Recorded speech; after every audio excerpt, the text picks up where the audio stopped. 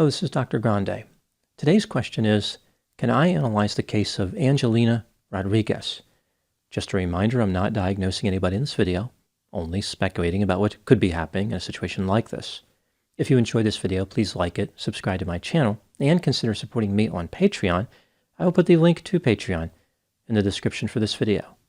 First, I'll look at the background of this case, move to the timeline of the crime, then offer my analysis. Angelina Rodriguez was born on May 31, 1968, in Queens, New York. She went by the name Angie. She grew up in an 11-story apartment building in the Far Rockaway neighborhood of Queens. Her father left right after she was born. Her mother worked 2 jobs to provide for Angie and Angie's older sister. Angie was mostly raised by her grandfather. Allegedly, he repeatedly mistreated her over the years. As an adult, Angie was extremely active in her efforts to engage in romantic activity. At the age of 19, she married a man named Hector Gonzalez. They divorced in less than a year. Angie enlisted in the Air Force and was sent to Florida. There she met a man named Tom Fuller. Angie and Tom married on June 15, 1990.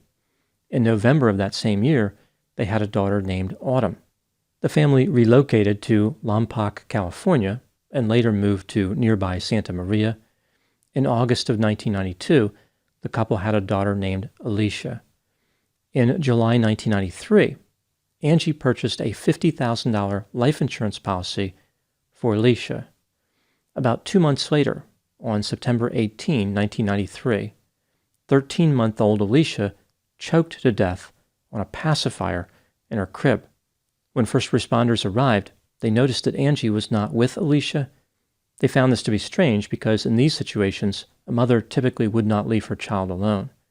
Despite this, everyone assumed that Alicia's death was an accident.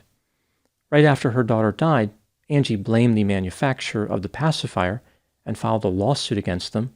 Sometime before this, the pacifier had been the focus of a voluntary recall. Alicia's death put a tremendous strain on Angie's marriage. She filed for divorce in October 1994 and moved to the town of Paso Robles. In March 1996, the manufacturer of the pacifier paid $710,000 to settle the lawsuit. The money was paid to both Angie and Tom. Angie received 60% of it because she claimed that she had endured more emotional trauma due to Alicia's death than her ex-husband did. After attorney's fees and other costs, Angie received $246,000. Not surprisingly, Angie quickly moved on with her love life. She married a man named Don Combs, but they divorced within a few months. In February 2000, Angie met a special education teacher named Jose Francisco Rodriguez, and they became romantically involved. He went by the name Frank and was about 9 years older than Angie. They were both working at a camp for troubled youth in San Luis Obispo. It was called Angel Gate Academy. On April 8, 2000, the couple married. Not long after this, Frank found work as a teacher in the Los Angeles Unified School District. The couple moved to a house on Marconi Street in Montebello, along with Angie's daughter, Autumn, who was now 9 years old. In July 2000, Angie and Frank met with an insurance agent about taking out a policy on Frank's life. In front of the insurance agent, Frank asked Angie why he needed more life insurance when they were already covered at his work and through the National Guard. Despite being confused, Frank went forward and purchased a $250,000 policy. Now moving to the timeline of the crime. On September 7, 2000, Frank Rodriguez went to the emergency room at Kaiser Hospital in Baldwin Park, California. He complained of both diarrhea and vomiting. A physician diagnosed him with food poisoning. Frank was discharged with the instruction that he should drink a lot of fluids, including Gatorade. On September 9, at 3:19 a.m., Angie Rodriguez called 911 from her home in Montebello. First responders arrived and found 41-year-old Frank Rodriguez dead. He was face down on the carpet in his bedroom. They noticed that Angie was crying without tears, and her behavior seemed rehearsed and forced. It was not immediately clear how Frank died. An autopsy was performed, but no cause of death was identified. Here's what the police found during their investigation. 7 hours after Frank was found dead in his home, Angie contacted the life insurance agent and inquired about collecting the $250,000 benefit. The agent said that Angie was matter of fact. Over the next few weeks, Angie talked to the agent several more times and repeatedly asked when she was getting her money.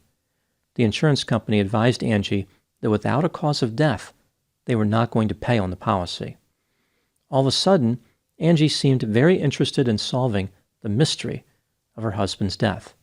She told many different stories to people about what she thought happened to Frank.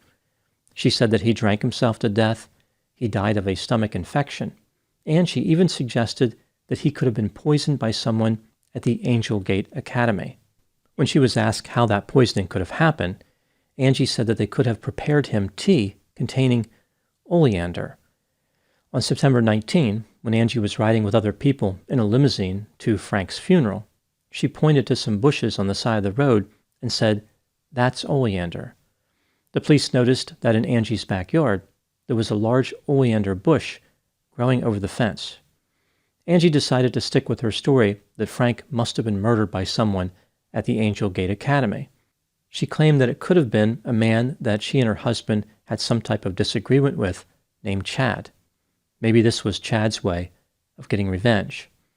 Angie claimed that she received a phone call from a mystery man who implicated Chad as the killer. The mystery man told Angie, "Ask them about antifreeze." The police found this to be curious because it was the first time anyone had ever mentioned the word antifreeze in the investigation.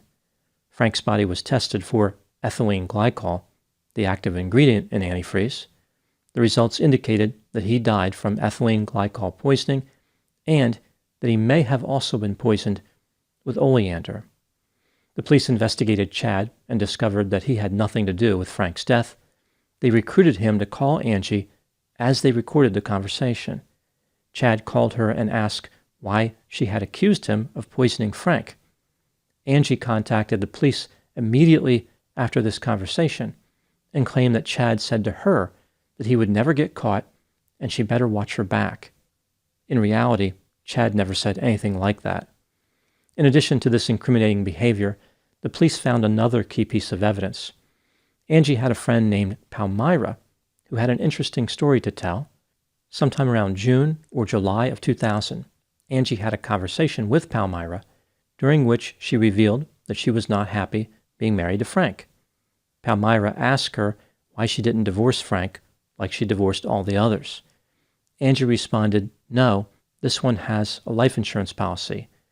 She then said something like, "If I were to kill him, at least I'd end up with a little bit of money." Later in the conversation, Angie told a story about a woman who tried to kill her husband using oleander tea. 1 or 2 days after this conversation, Palmyra and her boyfriend were talking to Angie about how a dog had bitten Palmyra's son. Angie recommended killing the dog with antifreeze. She added that antifreeze has a sweet taste and animals would drink it without thinking twice. A couple of weeks later, Angie and Palmyra had a conversation on the phone. Palmyra could hear a blender running in the background and inquired as to what Angie was doing. Angie responded that she was making Frank a special milkshake. Palmyra was aware that Frank liked to consume milkshakes when he was not feeling well. Therefore, she asked Angie if Frank was sick. Angie responded, "Not yet." On February 7, 2001, Angie was arrested for Frank's murder. She was not too happy about this development and insisted that she was innocent. While in jail, she had a recorded phone conversation with her friend Palmyra. Angie unsuccessfully tried to convince Palmyra not to testify against her. Just over a year later, Angie resorted to a more direct approach when she allegedly tried to hire another inmate to murder Palmyra. In July 2001, a man who had a romantic relationship with Angie came forward to the police. He had been involved with her around the time that Frank died. He informed the police about something Angie told him right before Frank was murdered. On one occasion, she mentioned that she had left some type of gas on inside the garage so that Frank would die. The gas would cause an explosion or poison Frank, but one way or the other, he would be dead. The police checked records from the gas company and found that Frank reported a gas leak in his home on September 3, 2000. The technician from the gas company found 2 gas leaks in the garage, one on the water heater and one behind the clothes dryer. In October 2003, Angelina Rodriguez went to trial for murder. She was convicted of first-degree murder and attempt to dissuade a witness. She was found not guilty on the charge of soliciting murder. Again, she had been accused of trying to kill Palmyra. In January 2004, Angie was sentenced to death. At the time making this video, there's a moratorium on the death penalty in California, so Angie will probably have to complete her sentence the long way. Now moving to my analysis, here are my thoughts on a few areas that stood out to me in this case. Item number 1. The state never charged Angie in connection with the death of her daughter Alicia, but they presented evidence of her guilt at the trial. There are several reasons to believe that Angie murdered Alicia. For example, several months prior to Alicia's death, the family visited relatives in Michigan. When they were in a restaurant, someone passing by mentioned that Alicia's pacifier had been the subject of a recall by the manufacturer. Angie mysteriously purchased a $50,000 insurance policy right before Alicia died. Immediately after reporting her daughter's death, Angie left her daughter alone. Angie was highly interested in how she could financially benefit from her daughter's death. She later murdered her husband, Frank, and one expert said it looked like somebody used a tool to damage the pacifier. There is no way to prove it now, and the debate is somewhat academic considering Angie's current housing situation, but I believe that Angie probably murdered her daughter. Item number 2. Angie had an extensive history of mental health symptoms, including those consistent with depression and anxiety. She was promiscuous for much of her adult life. Angie always wanted to be the center of attention and seduced men on a regular basis. None of her marriages lasted very long, although if she had not killed her last husband, maybe that marriage would have lasted for years. There's no way to be certain. Many people were amazed by how Angie was emotionless when talking about the death of her daughter and the death of her husband. Angie would pretend to cry and be hysterical, but she wasn't very good at it. People said that she would snap back into a calm state in an instant to answer questions before going back to feigning emotions unconvincingly. Item number 3. What do I think happened in this case? This is just a theory, my opinion. Angie appeared to have antisocial, narcissistic, borderline, and histrionic personality traits, although it's not clear if she had any of the corresponding disorders. Angie was self-centered, impulsive, irresponsible, sensation-seeking, attention-seeking, sexually seductive, vindictive, cold, callous, greedy, sadistic, manipulative, and had a sense of entitlement. She lacked empathy, remorse, or guilt. Angie thought of people like objects and did not form any genuine attachments. She was able to build relationships with men due to her sexual behavior, but there was no meaningful connection based on sensitivity, caring, or compassion. To Angie, people were nothing more than objects, even her own family members. When Angie heard someone mention that her daughter's pacifier was the subject of a recall, it gave her the idea to commit murder. She purchased the insurance policy and allegedly killed her daughter. When Angie found out about the toxic characteristics of antifreeze and oleander, she decided to eliminate her husband for insurance money. Angie talked to other people about antifreeze and oleander because of her lack of empathy. In her mind, killing people was okay. Without any awareness of how other people were feeling, she projected her own feelings onto them. Angie did not realize that other people did not feel the same way that she did. Furthermore, she never thought anyone would betray her. Angie was confident in her ability to manipulate and control. Now moving to my final thoughts. This homicide case reveals a familiar pattern. The same personality characteristics that facilitate homicide facilitate getting caught. It's unlikely that Angie would have ever been arrested for killing Frank if she had not mentioned the poisons that she used. Angie was trying to solve the case to collect insurance money. Ultimately, she accomplished the first part of her goal when she led the authorities to the real killer.